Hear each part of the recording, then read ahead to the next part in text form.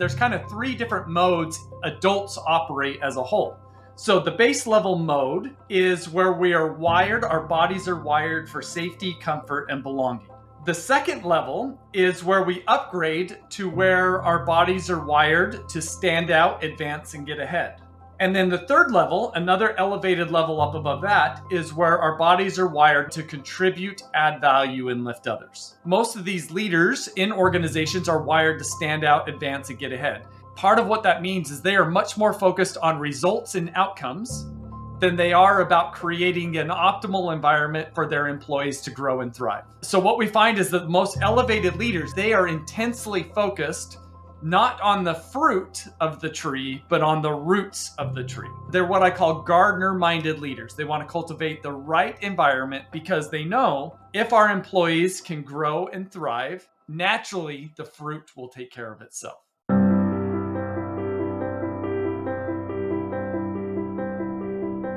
Hey everyone, welcome back to another episode of the Leading Saints podcast. I'm, as always, excited to welcome back Ryan Gottfredson into the podcast studio here remotely. Ryan has become such a good friend, such a good mentor. All his research, his thinking, we've got the leadership bug, and we love to get into a room and just talk about leadership. And so we had all sorts of different directions we could take this, but I know if I just hit the record button and start talking, there's always some special themes that come up between me and Ryan, and this one does not disappoint. In fact, I'm going to split this up into 2 episodes. So we'll release the first part of this episode one week, the second part another week, or may do it at the same time. We'll see. I don't know. I'll make that decision when it comes to it. But Ryan talks about some crucial things. For example, if you're out there as an Elders Quorum president, Relief Society president, and you're really struggling with this new 10 to 15 minute council period at the start of a quorum or Relief Society meeting, Ryan gives a phenomenal model that you can use to really get some discussion going, not just to discuss for discussion's sake or counsel for counsel's sake, but to actually stimulate and establish a plan for the culture of your organization. And I think you'll benefit from as well. I also throw a curveball at Ryan, asking him about this concept of temple recommends and how we can best facilitate and administer temple recommends using this language like worthy and all the questions, and maybe they're too behavior focused. Anyways, it was an interesting discussion about temple recommends that it's worth listening for. And then lastly, we end with a phenomenal discussion about ego. That might be in part 2, but nonetheless, we'll get to it. You'll love it. Here's my interview with Ryan Gottfredson. All right, back with my old friend, Ryan Gottfredson. How are you, Ryan? Yeah, doing great. I always appreciate the opportunity to chat with you. And part of me says we should do this more often, but also the listeners are probably thinking, it's good that they space these out a little bit. No way, man. You're one. I actually just reached out to you, not because I had any topic on my mind. It's not because you have a book coming out. It's just we need more Ryan Gottfredson in the rotation here at Leading Saints, because a lot of our conversations offline are always like, wow, what a great podcast episode that nobody will hear, So here we are. And I'm glad we can chat a few minutes. Now, you probably don't realize this. In fact, I barely realize it. My assistant brought to my attention that us recording today will be the 800th episode of Leading Saints. How's that for you? Wow. All right.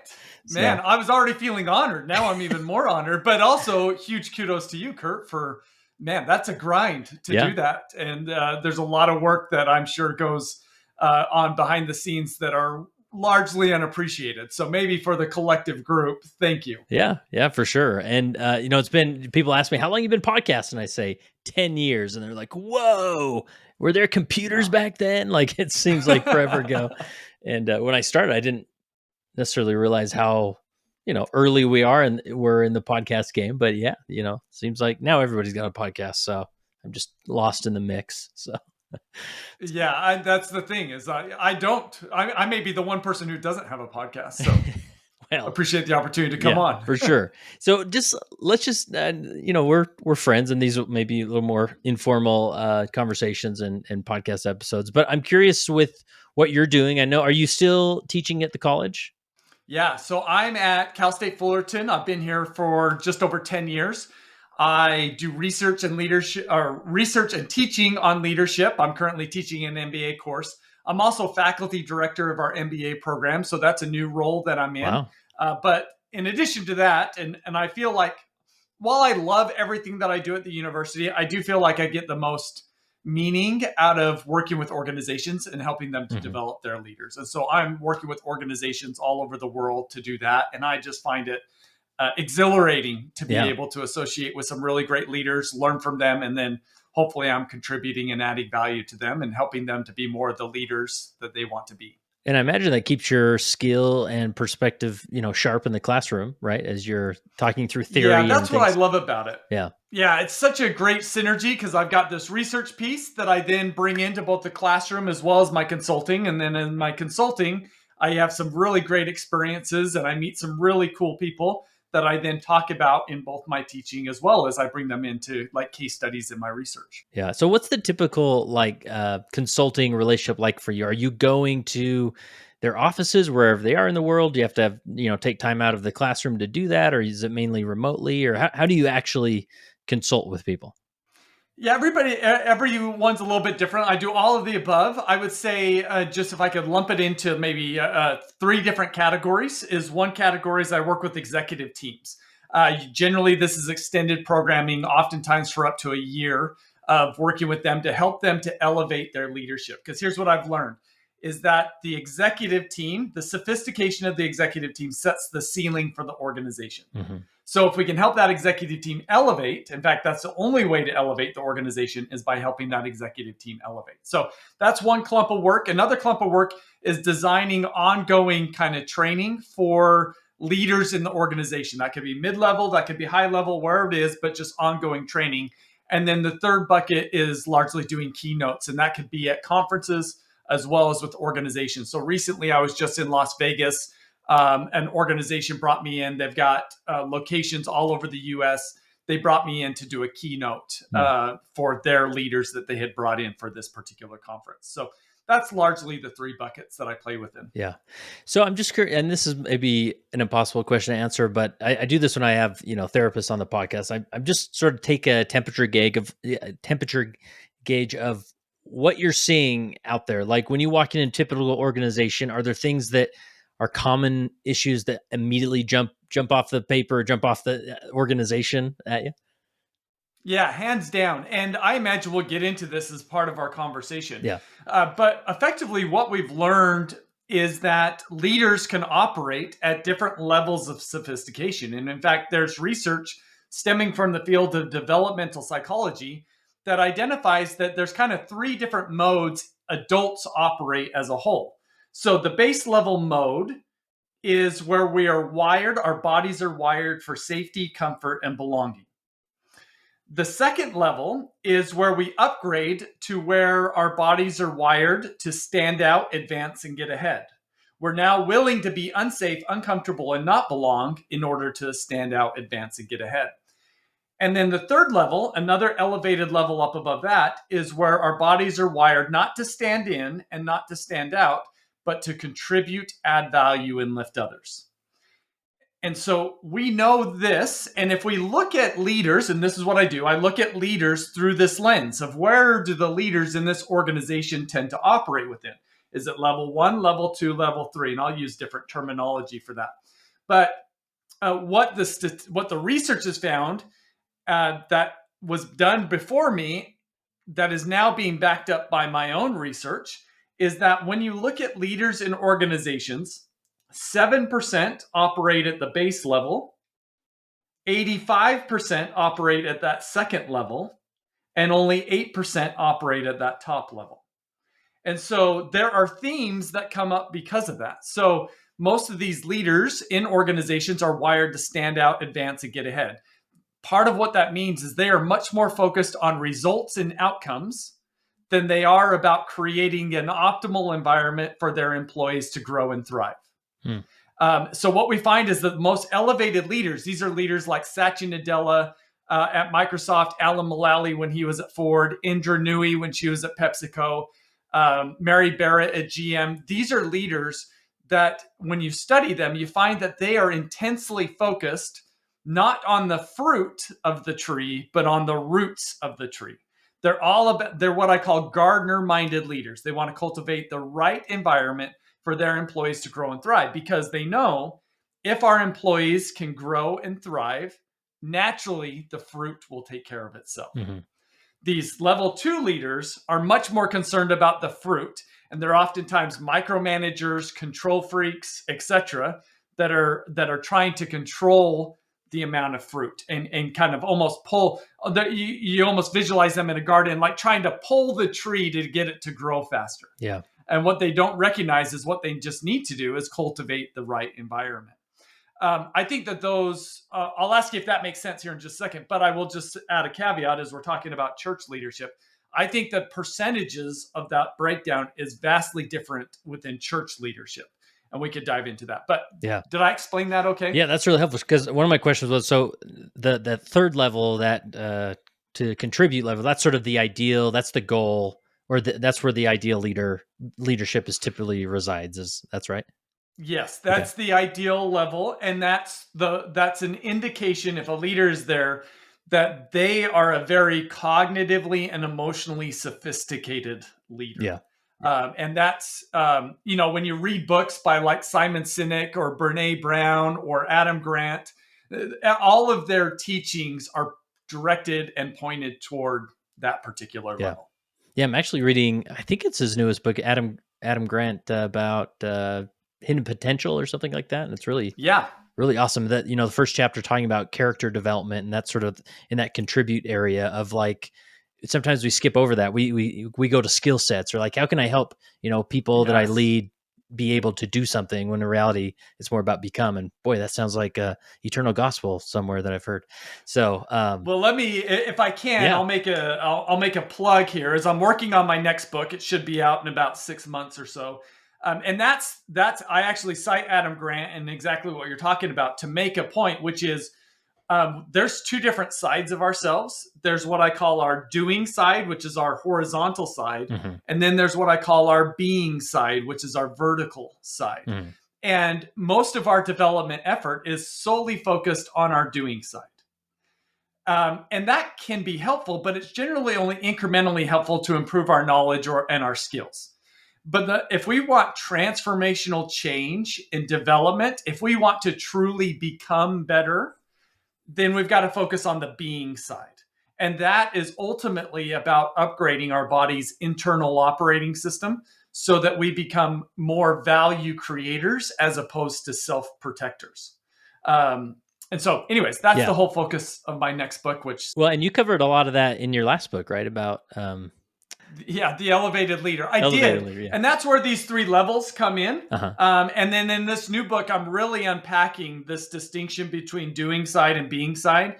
And then the whole focus is on, what is our being side exactly? How do I gauge my altitude along the being side? And then how do I elevate along my being side? Yeah. And to your point, I believe that essentially is the purpose of the gospel of Jesus Christ. Yeah. Is to help us to become better. And that's the title of my book, Becoming Better. Okay, cool. And I'm excited to get in an interview when that comes out and make sure people know about it. So this takes me down a path that, this is what I love our conversations together is,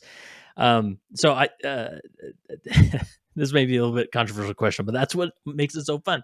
So when I wrote my book, I wrote a book earlier this year about grace called "Is God Disappointed in Me?" Removing shame from a gospel of grace. And I talk about this dynamic between behavior-focused discipleship and then and just like grace-focused discipleship, like feeling that acceptance from God, but also on this other end of the spectrum, knowing that there's discipleship actions and things that we do, whatever it is. And I had some people, one conversation in particular comes to mind as I presented about the concepts of book. It was not necessarily a fireside thing. It wasn't at a church, but nonetheless, it was sort of, I was in that book promotion mode. And this couple comes up to me after, because I talk about this, how we get stuck on the behavior side of the gospel so often. And then it defines our entire experience, right? Like, oh, am I going to the temple enough? Am I going to church? I didn't read my scriptures today, right? And we get caught up in, a lot of people call them the check boxes of the gospel. And so, the question that this couple gave that put my way was, well, so what's the deal with temple recommend questions? because they can feel so behavior focused. And my response to them, and this is my question, that so get your wheels turning, like, what, with this in mind, focusing on the being rather than doing, how does the church on the administrative side effectively administer the temple and through temple recommends? Because at the end of the day, like from an administrative standpoint, like I think about the councils or even the Quorum of the 12 or whomever's, behind the doors, like figuring out these processes. And they have such a long tradition of like, well, we sort of always been doing temple recommends since Brigham Young's time, if I'm not mistaken. Right. And it's sort of just what we do. And they've evolved over the years. And my response to that was simply, at the end of the day, we need some type of indicator, some type of dipstick that we can pull out of the heart of man and say, where are you at? And so these questions, many of them are behavior focused, in a short, quick meeting allows us to get to a point of saying, okay, I think you're becoming something. It appears that you're becoming something because of these indicators. So here's a recommend. So I wouldn't say it's like the perfect system or, articulated from the lips of God of how we should do it. But in the administration of things, it's sort of the best we got. So how would you respond? What, with these concepts of minds, what would be the ideal approach of facilitating temple recommends? Ready, go. I surely don't have any solutions, and I think that is an incredibly deep question, and there's a lot of rabbit holes that we could potentially go down. For all intents and purposes, I think you're thinking about it in a good direction, in the sense of, at the end of the day, if we're going to base one's temple worthiness, we should have some sort of a measure that is an indicator of one's kind of sophistication or level in which they're living their life. Yeah. Now, I think one of the things that we could debate is, do the current questions, is that an appropriate measure of how one is living their life? Now, that's, I think, surely a door to be debated. But I think we've got to come back to an idea, which is, how do we define temple worthy? And how does that actually relate to the gospel, right? So, for example, and as it relates to this being side, I'm sure you have seen it just as I have seen it. We have seen people who rattle off some of the temple interview questions that come to my mind: wear their garments, follow the wood of wisdom, don't cheat on their spouses, etc. They do all of those things. They don't lie. They don't gamble. They're paying child support, whatever it is. Yeah. But at the same time, they're a complete prick. There's some of these people that we know that they're paying tithing. They're checking the boxes, but maybe they're not even fully a jerk, but they are a closed-minded individual that has a tendency in leadership positions, for example, to be command and controlling, to be micromanaging, which are all indicators that they're not very high on their being side, right? So I think the gospel would suggest it's not enough, and this, I think, one of the messengers are saying, which I agree with. It's not enough to just check the behavioral boxes. There's actually something deeper and richer, and is a lot more complex than the box checking side of things. And how do we connect to that deeper, richer aspect? Yeah, I don't know. Yeah.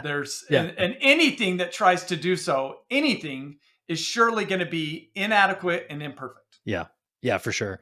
Because there's I just think of that spectrum of like, well, because some people may argue, no, like our temples, yeah, they're holy places, but we're all sinners, and let's get rid of the worthy word altogether. Which I'm sure there's different ways that we could frame it, spiritually prepared or whatever. And so on one spectrum, they say, well, no, we just lean to anybody in there. If they say they want to go to the temple, let's let them in. But then, the other issues come over that. And then the other thing of the other side, like, no, let's make the even more stricter, right? And really make sure that everybody's behaviorally in line. So anyways, it's an interesting thing to explore. And again, it's not our prerogative to come up with these questions, or, we leave those to the people who do that. But it's interesting when it comes to these principles, For sure. And let me open up what is a can of worms. I'm going to leave this for food for thought. We don't have to dive into it. But regardless of what we're currently doing or could potentially do it differently in this space, does the process, is it almost socially creating a caste system? Right. Yeah. And that there is a, when the process is not effective or has options for being not effective, or that's a possibility, I think it opens up the door for creating an unhealthy caste system. And I think if we're church leaders, we should at least be aware of that. Yeah. Yeah. And when you say caste system, you're saying, I mean, there's basically a certain demographic, there's a certain group of people in our faith community that can only attend the temple and benefit from whatever blessings are offered there, right? Yes. And that there is, along with that, almost a sense of that certain people have greater value than other people because of one's ability, in this instance, to access the temple. Mm-hmm. Right? The famous geographic location with caste systems is India.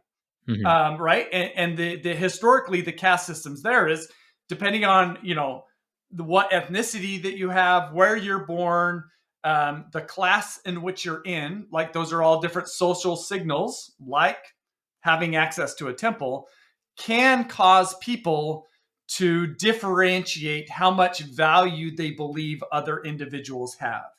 So we want to avoid, and I believe that this is the Christ-like way of doing this. We want to make sure that we avoid where a person's sense of worth is connected to whether or not they have a temple recommend and attend the temple. Because the real reality is that we are all children of God and all carry equal value. But I don't know, maybe that's a controversial statement in the church. Well, I think this is, a lot of it really hinges on that leadership experience, because, like, and again, these are like impossible. And because we could sit down for hours and debate and put a plan together, and it's just, in this fallen state of mortality that we live in, it's almost impossible to create this perfect system where everybody feels that way, right? Because there's so many, there's shame involved there. There's, humans are involved. There's the adversary is involved, and all these things. And so it's hard to get there. But as a leader, I'm just thinking, like, how can you, because it's not like, oh, we just need to get rid of the whole temple thing. I mean, that's a huge chunk of our theology, right? Like, or we shouldn't do temple recommends or any of that. But it's like, how can we create a community where people still feel, loved and welcomed, no matter how they're showing up to church or where they are on the covenant path, right? And it's really tricky, but I think a lot of it hinges on that leadership experience, how they're showing up, how they're stimulating community and culture and things like that. So, impossible questions. Maybe that's what we'll label this episode 800, Impossible Questions with Ryan Gottfredson. So, oh, that's a big one, and that's a tough yeah, one for sure. So I'm just curious, like, sort of giving you a better, place maybe to articulate this. Like, when you're consulting with a leader or coaching a leader, in the secular world, like, what are some indicators where they're sort of in that third stage of where they're more contributing and less focused on behaviors, more focused on becoming? Yeah, great question. So here are some signals that I look for, and I've come to kind of say this in this way. What I find is that the most sophisticated leaders, these third level leaders, they prioritize laying a leadership foundation from which they could lead from. Now, I've essentially identified 5 different elements that are a part of this foundation that they lead from. And we could ask the question, are these appropriate for a bishop, a Relief Society president, an Elders Quorum president, a primary president? Are they appropriate? I think you could say that church is a very different context than the business world, which it is. But I also think these elements are vitally important for any type of leadership in any organization. So as I go through them, you could also ask the question, how commonly do I see this in my ward, in my elders quorum, in my relief society, etc. So here are the 5 elements. And I believe that there's a cornerstone of these 5 elements. That cornerstone is that the leader prioritizes the creation and implementation of a clear, inspirational, and stakeholder-centric purpose. All right, say that one more time, Ryan. Yeah. They develop a clear, inspirational, and stakeholder-centric purpose. Okay, that's the vision concept, right? Like a leader needs to Well, establish not vision. yet. No, Not okay, yet. all right. It's the purpose. Gotcha. So this is explaining the why we do what we do. Gotcha. And right, so for example, when Satya Nadella took over as CEO of Microsoft, he said, "What I felt was that Microsoft has lost its soul. We need to regain our soul. And the way that we do that is we need to reconnect to why we exist." And he said, "I spent a whole year, my first year as CEO, listening to my employees to try to get a better sense of why we exist." And he said, that was the most important thing I could have done because it laid the foundation for all of the rest of my leadership. So if you study any high-level leader, that's going to be their priority, coming up with a clear, inspirational, and stakeholder-centric purpose. Now, here's one of the values of this. We as people have a tendency to want to put our eyes on ourselves, right? If we think about those 3 levels, either safety, comfort, and belonging, or standing out, advancing, and getting ahead.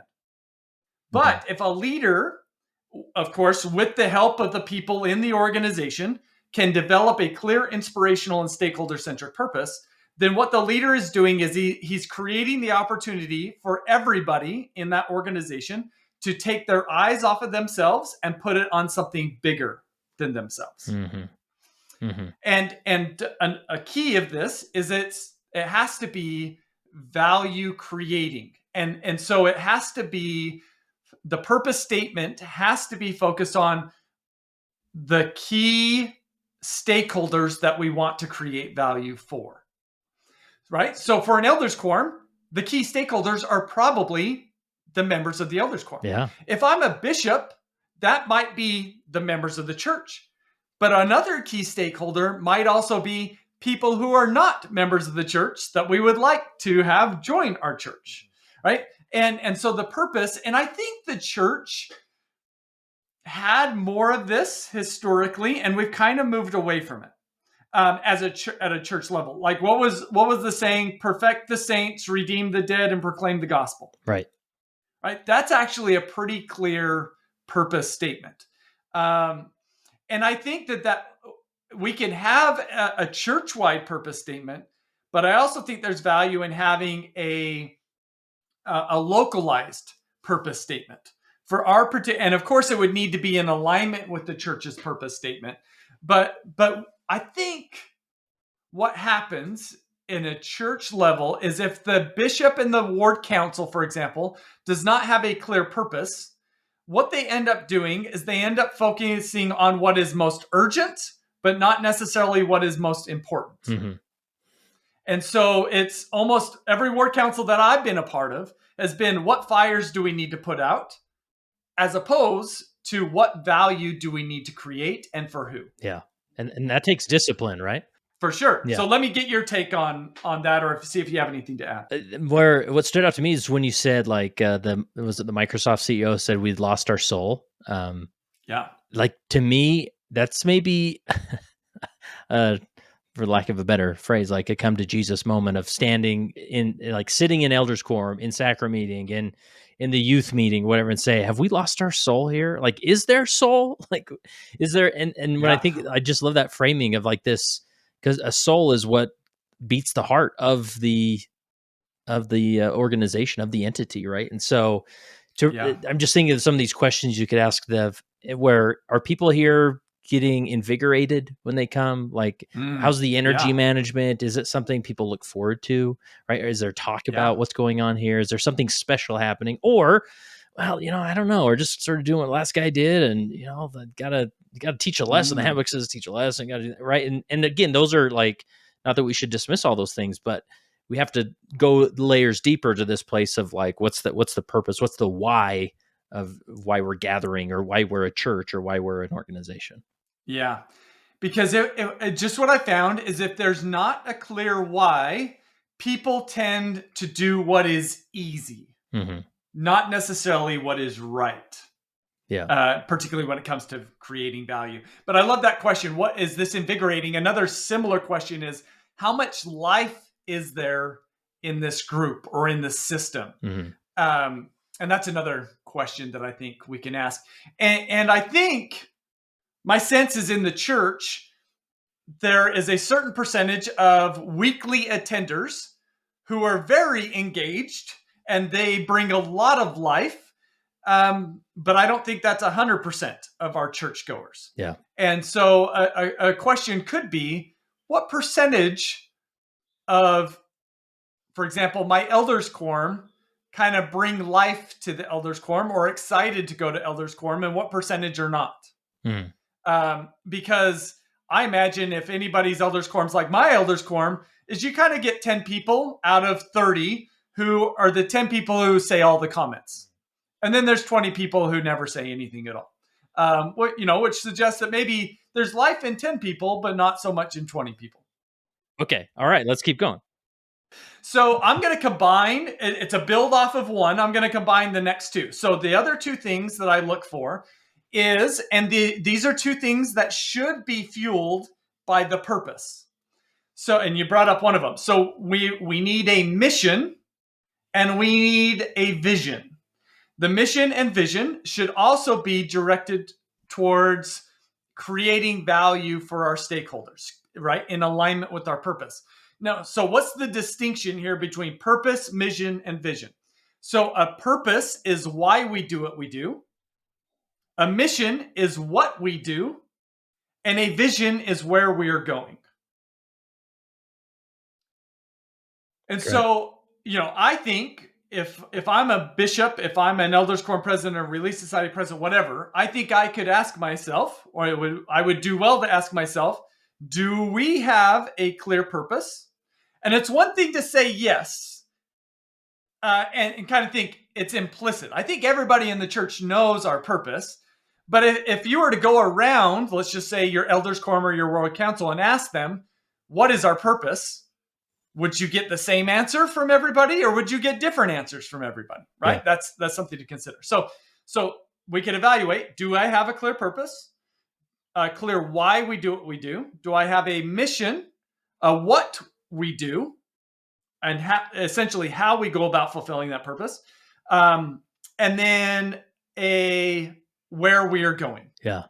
And my mind goes to, I know the church recently came out and suggested, like in the second hour during Relief Society and Elders Quorum, that we are having these council meetings, right? This is such good fodder for, because I know people are thinking, I don't know, what do we talk about? Like, this or that, or, but this, even take one of these every other week, or you can try and get through this and say, all right, let's get together. Like, why are we here? What's our purpose? Right. And you reference what's in the handbook with, as far as the mission and purpose of Elders Quorum, Relief Society, or whatever, and then add on to, well, what about our Elders Quorum? Right. So there's so much, this is such a great model that so many could use as we're in these council settings.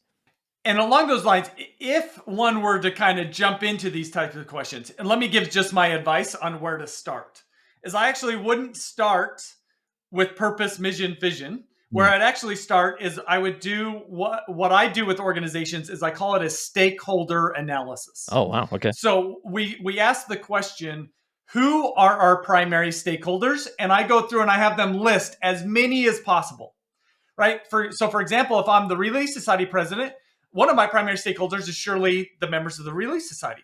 Another stakeholder might be people who are not yet members of the Relief Society. Right? Non-members. Another stakeholder could be the husbands of the women in the Relief Society or the children of the women in Relief Society. So we could come up with a couple of dozen stakeholders.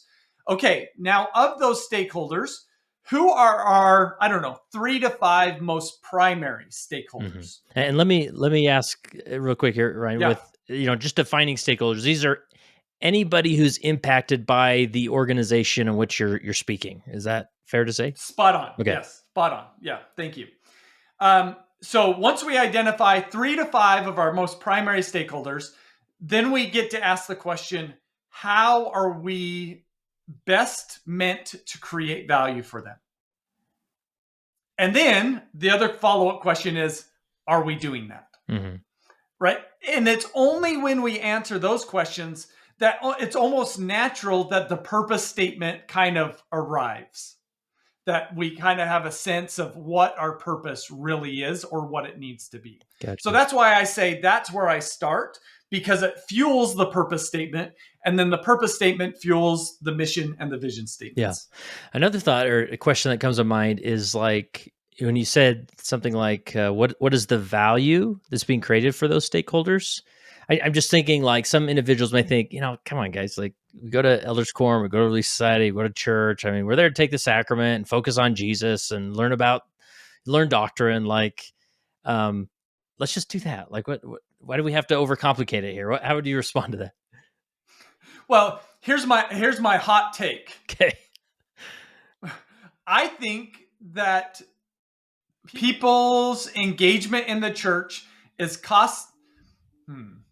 Okay, I'm going to make a distinction between the church and the gospel. Okay. I think that those, we could think about them as being separate, and I'm going to do so just for the purposes of this this context. I think that one's engagement in the church generally comes at a greater cost than the benefit they receive from the church. Now, I do think they're getting value from the gospel, and that's different. But I think that generally people, the people that I talk to say, I am putting more into the church than I am getting out of the church. Yeah. And I'm not sure that's the place we want to be in. Particularly if I'm an Elders Quorum president or Relief Society president. I would want the people to walk out of an Elders Quorum meeting thinking, I am better for having been here today. Right. Yeah, and I think that's important how you said to make that distinction between the church and the gospel, because if we're just talking gospel, like if we're just talking our relationship with Jesus Christ, like he asks us to surrender it all, right? Like come follow me, like those types of things where it's like forget yourself, right? And so we sometimes get stuck in that mindset a little bit where it's like, yeah, we're just like, don't complain about church. Like, if you don't like church, it's probably the problem's with you, buddy. like maybe you need to pray a little harder. Maybe you need to prepare a little bit better, because just because we have boring teacher or this boring speaker, I guess that's your fault, And I just think it is like we're trying to stimulate something more there, and so I really appreciate this framing, even though some may feel resistant to it, because there is a distinction there. Like we're not trying to create an organization that produces salvation, because Jesus already did that, and we come to him, and the church facilitates that, right? But Elders Quorum, like what are we trying to accomplish as Zion, right? As a group that's trying to unify together, establish Zion, and therefore, do all the things that come with the gospel. So that's where my mind goes, anyways. And let's recognize that people communicate with their feet. Yeah. And what I mean by that is if people are not getting that, particularly the younger generations, if they are not feeling like they get value from the things that they engage in, they leave. Yeah. And I think we would be batting a blind eye if we did not say we have a lot of people leaving the church. Right. And it goes back to, my mind goes to the Peter Drucker quote that I've hijacked by saying, like, culture eats doctrine for breakfast, right? Like it doesn't matter how awesome your Jesus Christ message is, how awesome the gospel is, if they're not walking into that room to be fed by that message, then what use is that message if it's not getting to the people, right? And so that's, I think, that where leadership can insert itself and say, let's make a place where we can cultivate and bring people here so that they are nourished. Yes. All right. Are we moving on to number 4, or is there more to explore? Let's do it. So number 4. So we got purpose, mission, vision. And the next one is clear, inspirational, and stakeholder-centric values. Okay. And so these are designed, our values should be explicit statements about how we want our people to operate in common dilemmas, right? Because most organizations have value statements, or they have a set of core values like honesty, humility, hardworking, whatever it might be. And those end up just being like window dressing. Right. I mean, you if you remember the company Enron, they had all of those great window dressing values, and they were the most corrupt organization, right? So we don't want to just create window dressing. We need to develop values, and I'm going to call them that they are dilemma resolving, in the sense of, can we find places where people feel torn between going in one direction or another? And if we want to guide them towards lean one way versus the other, let's create a value statement around that. So let me give you an example. I'm going to try to think of one that's maybe church related here. So if, for example, I don't know about you, I feel this dilemma in my elders' quorum. My dilemma that I feel is, if I have something that I feel like I could say, but I feel like it might be controversial, in the sense of some people in the elders' quorum might get a little offended that I'm even questioning maybe a doctrine or something like that. But another part of the elders' quorum would be like, oh, I'm so glad that somebody is raising this point. I've been wondering about this, right? If I'm sitting between this dilemma, or do I kind of shake the cage a little bit or not, how do I want my members to approach that? Mm-hmm. Right? And that's where a value statement could be really helpful, right? And I'm not saying there's one right way to lean in that dilemma, but I think that's up to the leader to decide, because a leader could decide, look, rattling the cage can be disruptive to the spirit. I understand that, right? So let's not rattle the cage. But another leader might say, man, if we have people who rattle the cage, that might help create a psychologically safe environment, and it might allow our people to be a little bit more vulnerable. And I've just kind of learned that vulnerability is where impact and growth happens. Yeah. So I want people to lean there. Even if it's going to make some people uncomfortable, I want them to lean that way, because I value the benefits that might come from that versus not.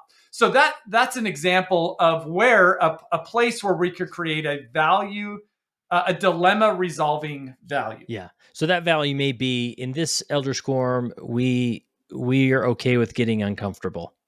Type of, Yes. we will have uncomfortable conversations, right? And Yes. Because that's where growth happens, right? That's where learning happens. Yep. Yeah. And it could be, another along those lines is we encourage disagreement.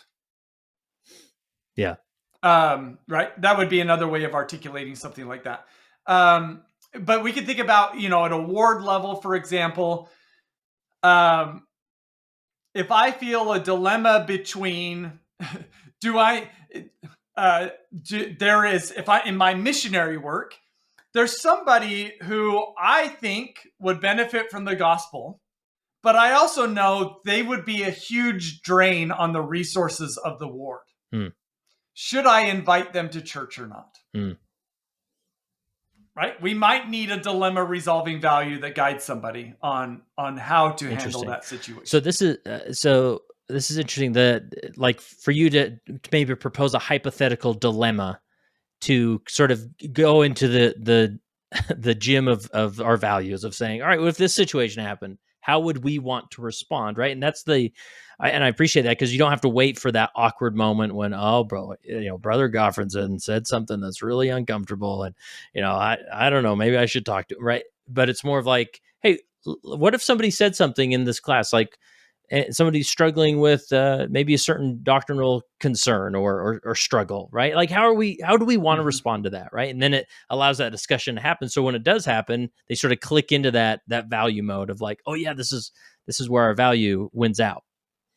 Yeah. And if we see somebody, for example, if we see somebody biting their tongue, right? So we've said the value that we want is the value of just speak up, speak what's on your heart. Maybe that's our value.